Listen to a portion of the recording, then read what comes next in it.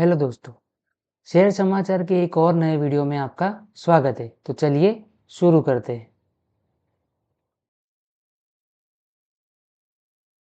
आज हम लोग बात करेंगे ट्रैवल बुटीक ऑनलाइन के बारे में, जिसे हम टीबीओ टैग के नाम से भी जानते हैं। कंपनी क्या करती है, कंपनी की न्यूज़ और कंपनी के फाइनेंशियल एनालिसिस तो देखते रहिए।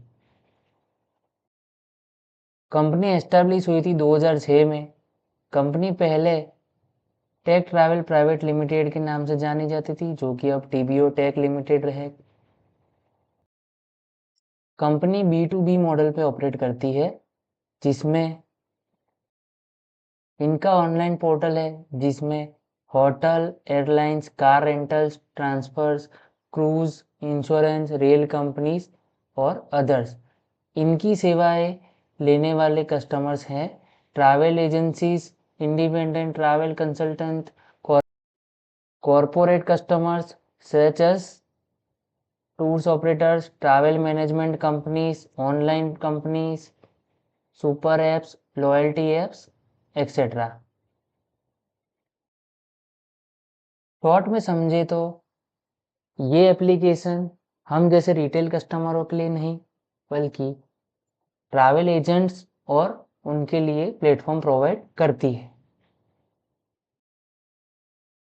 अभी कुछ समय पहले कंपनी में न्यूज़ आई थी कि कंपनी ने क्लासिक वेकेशंस नाम की कंपनी $125 मिलियन में एक्वायर की थी।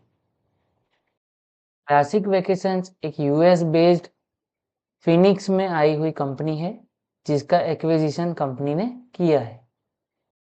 क्लासिक वेकेशंस के पास नेटवर्क है 10,000 लग्जरी ट्रैवल एडवाइजर और सप्लायर्स का, जिससे कंपनी के बिजनेस को स्ट्रेंथ मिलेगी।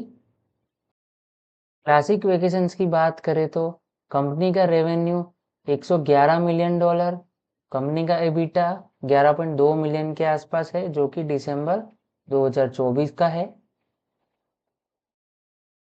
क्लासिक वेकेशंस इस एक्विजिशन के बाद अपना इंडिपेंडेंट ब्रांड के तरीके से ऑपरेट करेगा और टीबीओ टेक की टेक्नोलॉजी और डिस्ट्रीब्यूशन का स्केल ऑपरेशंस में यूज करेगा। ये ये एक्विजिशन टीबीओ टेक के लिए फायदेमंद है, क्योंकि इससे टीबीओ टेक की पोजीशन प्रीमियम आउटबाउंड होगा ट्रैवल मार्केट में। सेकंड न्यूज़ के बारे में देखें तो जेफरीज और गोल्डमैन सैक्स ने कंपनी के अंदर 70% अपसाइड के साथ में बाय की रेटिंग इनिशिएट की है। इन ब्रोकरेज कंपनियों के रेटिंग के हिसाब से इन्होंने गोल्डमैन सैक्स ने अपनी बाय रेटिंग के साथ में प्राइस दिया है 1950 और जेफरीज ने बाय रेटिंग के साथ में प्राइस दिया है 1800 रुपये। जेफरीज के हिसाब से टीबीओ टेक का रेवेन्यू जंप हो सकता है 4,294 करोड़ करंटली 1,737 करोड़ से फाइनेंशियल ईयर 2028 में। कंपनी का EBITDA देखे तो 762 करोड़ हो सकता है, जो करंटली 301 करोड़ है। और नेट प्रॉफिट देखे तो कंपनी का 544 करोड़ के आसपास वो एक्सपेक्ट कर रहे हैं। कोई भी ब्रोकरेज फर्म अपना टारगेट बताती है तो उसके पीछे मल्टीपल रोड मैप और रिसर्च होती है। जिस हिसाब से कंपनी चले उसके बाद ही ये टारगेट अचीव कर पाती है, तो इसे ध्यान में लेकर चलिए। इन कंपनीज की अपनी रिसर्च रिपोर्ट होती है, तो उसे पढ़िए, समझिए, फिर आगे का डिसीजन अपने हिसाब से लीजिए। अब कंपनी के फाइनेंशियल के बारे में बात करें तो कंपनी का आईपीओ मई 2024 में आया था, जिसमें कंपनी की प्राइस 900 रुपये के आसपास रखी गई थी। तो करंटली अभी कंपनी अच्छे खासे प्रॉफिट में अपने इन्वेस्टर को दे चुकी है। कंपनी का मार्केट कैप देखे तो 18,204 करोड़ है। करंट प्राइस देखे तो 1675 करोड़ है। 52 वीक हाई और लो देखे तो 1846 और 986 है। कंपनी का स्टॉक भी थोड़ा हायर साइड पे है, जिसमें 81.9 है। बुक वैल्यू कंपनी की देखें तो 128 है। डिविडेंड यील्ड करंटली 0 है।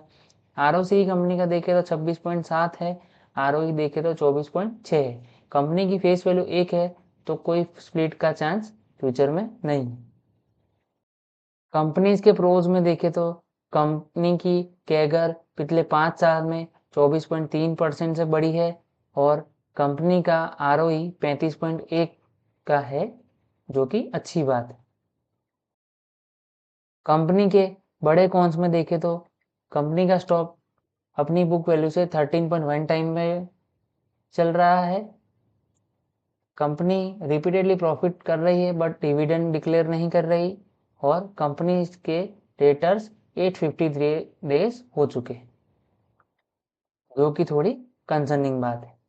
कंपनी के क्वार्टरली रिजल्ट देखें तो कंपनी का सेल्स 568 करोड़ आई थी, जो कि लास्ट क्वार्टर से और लास्ट ईयर से दोनों ही बढ़कर आई थी। कंपनी का ऑपरेटिंग प्रॉफिट देखें तो 88 करोड़ था, जो कि लास्ट क्वार्टर में 74 और लास्ट ईयर 75 से बढ़ के आया था, जो कि एक अच्छी बात है। कंपनी का ऑपरेटिंग मार्जिन भी 15-14 और करंटली 16% है, जो कि बढ़कर आया है। कंपनी का प्रॉफिट बिफोर टैक्स देखे तो 78 करोड़ से, जो कि लास्ट क्वार्टर से थोड़ा सा फ्लैट और ईयरली अच्छा आया है। कंपनी का नेट प्रॉफिट देखे तो 68 करोड़ है, जो लास्ट क्वार्टर से फ्लैट है और ईयरली अच्छा है। कंपनी का प्रॉफिट एंड लॉस देखे तो मार्च 2023 से कंपनी का सेल्स 1000 करोड़, 1300 करोड़, 1700 करोड़ और 1900 करोड़ कंटिन्यूसली ग्रोथ में है। कंपनी का प्रॉफिट बिफोर टैक्स देखे तो 174, 227, 275 और 281, ये भी कंटिन्यूसली अप ट्रेंड में है। कंपनी का नेट प्रॉफिट देखे 148, 201, 230 और 239, ये भी कंटिन्यूसली अप ट्रेंड में है, जो कि आप ईपीएस में भी देख सकते हैं। कंपनी की बैलेंस शीट देखे तो कंपनी के रिजर्व कंटिन्यूसली अप ट्रेंड में है, जो कि मार्च 23 से देखे तो 330, 534, 1184 और 1375 है। कंपनी की बोरोइंग धीरे धीरे बढ़ रही थी, जो कि सितंबर क्वार्टर में 719 करोड़ है, जो लास्ट ईयर से डबल से भी ज़्यादा हो चुकी है, क्योंकि क्लासिक वेकेशंस का जो एक्विजिशन कंपनी ने किया है, उसमें कंपनी ने रेट लेकर उसमें इन्वेस्टमेंट किया है। इस कंपनी का शेयर होल्डिंग पैटर्न देखे तो प्रमोटर्स 44% में स्टिल है। एफआईएस ने लास्ट टू साल में थोड़ी सी अपनी शेयर होल्डिंग कम की है। डीआईएस देखे तो अपनी होल्डिंग बढ़ा रहे हैं बट लास्ट क्वार्टर में थोड़ी सी कम की है। और पब्लिक की होल्डिंग देखे तो इसमें 3-4% के आसपास है, जो कि अच्छी बात है। किसी भी कंपनी में प्रमोटर, एफआईआई और डीआईआई के बीच में मेजर स्टेक होना, ये वॉलेटिलिटी को कंट्रोल करता है और पैनिक सेलिंग को भी कम करता है, जो कि इस कंपनी में देखा जा सकता है, तो ये अच्छी बात है। अब फाइनल वर्डिंग की बात करें तो कंपनी बहुत अच्छी कंपनी है। कंपनी एक ऑनलाइन B2B प्लेटफॉर्म प्रोवाइड करती है। कंपनी रिसेंटली एक्विजिशन कर रही है, जिससे कंपनी का फ्यूचर में ग्रोथ अच्छा दिख रहा है। और कंपनी के अंदर गोल्डमैन चेस और जेफरीज ने भी बाय रेटिंग के साथ शुरुआत की। इतनी छोटी कंपनी में इतनी बड़ी फर्म्स का कवरेज होना ही एक अच्छी बात है, तो इसे आप ध्यान में लेकर चल सकते हैं। मैं आपको बाय सेल रिकमेंडेशन नहीं दे सकता, क्योंकि मैं एक सेबी रजिस्टर इन्वेस्टमेंट एडवाइजर नहीं हूँ। तो ये कोई बाय सेल रिकमेंडेशन नहीं है, तो आप अपना इन्वेस्टमेंट डिसीजन अपने इन्वेस्टमेंट एडवाइजर से कंसल्ट करके ही ले, या अपनी खुद की स्टडी करें। खुद की स्टडी सबसे अच्छी होती है। शॉर्ट में बात करें तो कंपनी एक न्यू एज कंपनी है। कंपनी का ऑनलाइन प्रेजेंस अच्छा है। B2B कंपनी काम करती है, तो लॉन्ग टर्म के लिए इसमें ध्यान देकर चल सकते हैं। थैंक यू दोस्तों, आज के लिए इतना ही। मिलेंगे एक और नए वीडियो में। लाइक, शेयर और सब्सक्राइब।